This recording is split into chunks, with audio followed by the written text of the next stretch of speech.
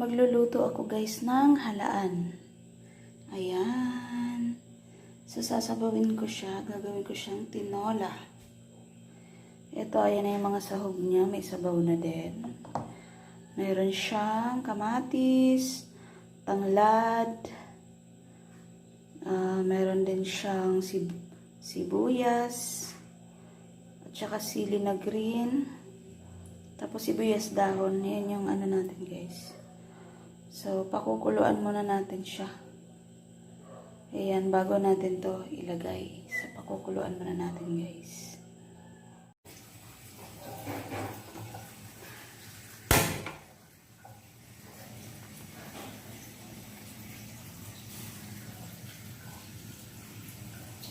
Ayan, pakuluan muna natin guys.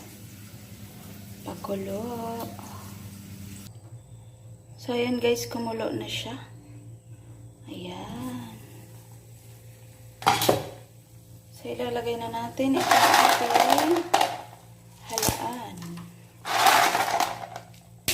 Oh, naulo. Halaan.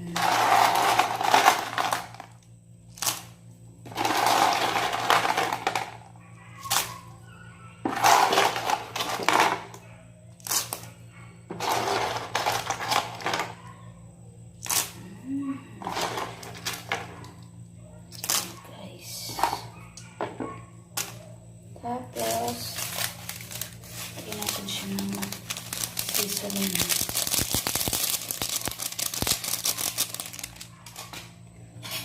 Tapos, maglagay tayo ng konting asin. Konting asin lang. Kasi, may lasa na yan siya. Ayun, pakuluan na natin ulit.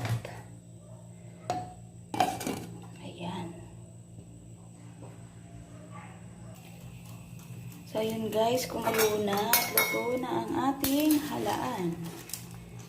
Tinolang halaan. Ayan, luto na siya guys. Patay na natin.